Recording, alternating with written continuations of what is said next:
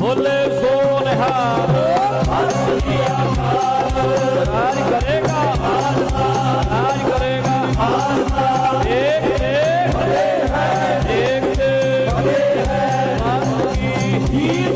मत की